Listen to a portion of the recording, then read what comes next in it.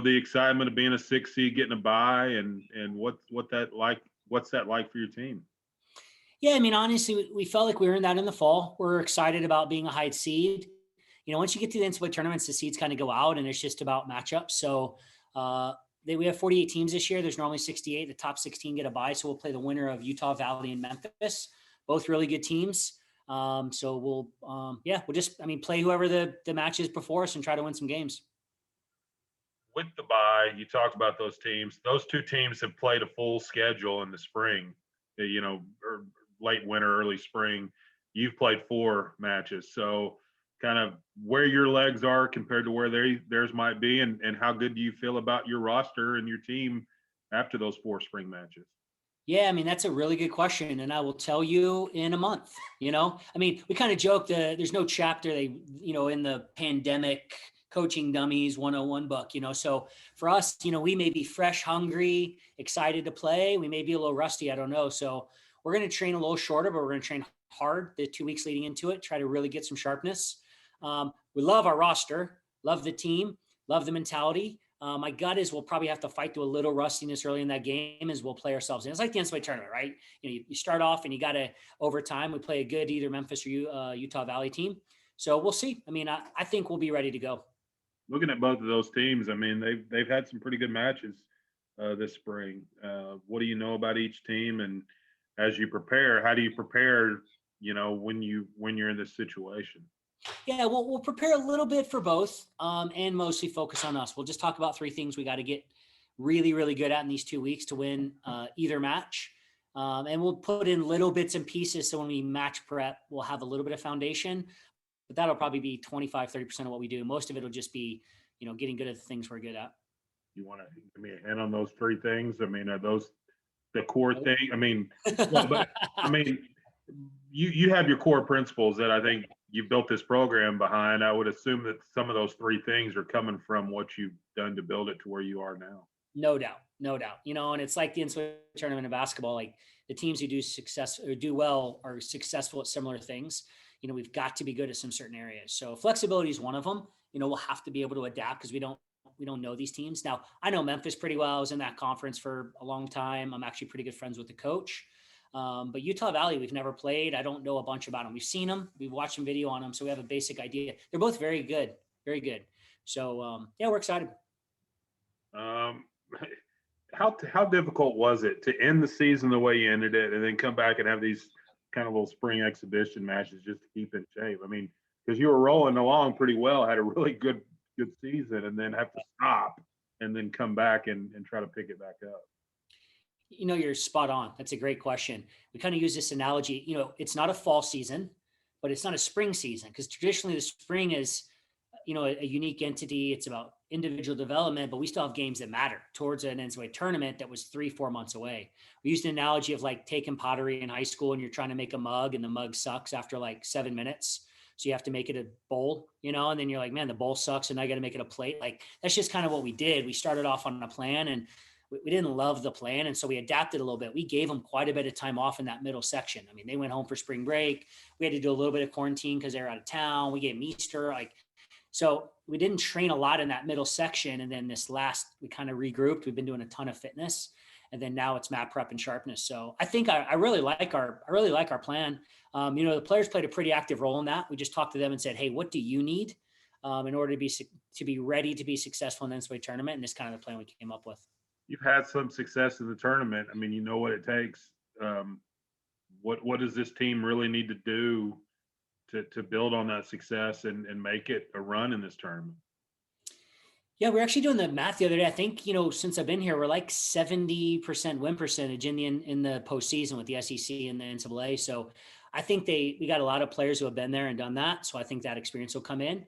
But we just got to play hard. I mean, when we play with energy and effort, we never lose. I mean, we just don't. So if we play with energy and effort, we like our chances against anyone in the country. So we'll just have to, the coaches obviously have to put the players in spot to be successful. But we got the right players and we just got to play hard. We do those things. I think we'll be good. It's tough not having home matches in the tournament, knowing that you should have home matches. And what's it going to be like having this thing in one location?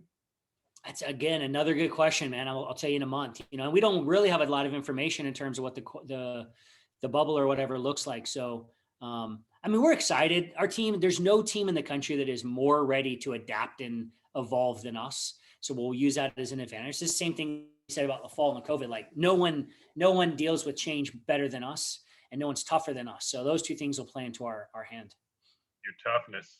I mean, how much is everything you guys have been through built on that toughness that you already had as a program? I mean, you're spot on. It helped us and allowed us to be successful. We said, this is not a great time to be trying to build your culture. Like if you're trying to build your culture in this, it's going to be tough going. If your culture is in a good place, it will come shining through.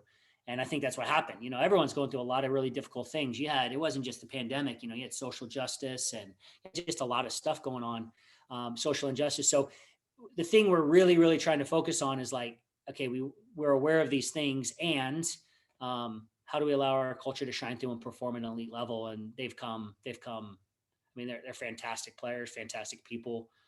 We wouldn't trade them for anyone. You got some superstars on your roster. Are they ready to showcase themselves again? Yeah, I think so. And the best thing about it is we got more than one. It's like if you're scouting us, you can't just stop one player.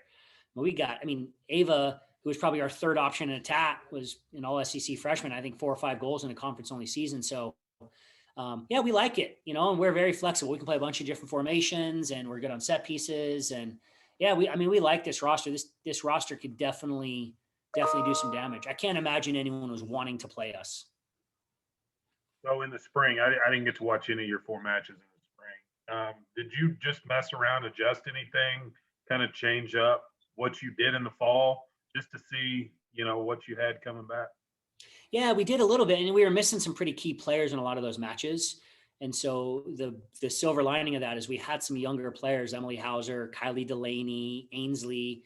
We had some Kaylee Van Gundy's not younger, but I mean, those kids played massive roles in the spring. It was a great experience for them, and they passed with flying colors. And so now they will be ready. They're a little bit more tested. Spring, sometimes those matches don't count. And so it's good experience, but it's not the same. It's like a spring game. These matches counted, most of them. And so they got real experience. So I think we're a little deeper than we started off as well.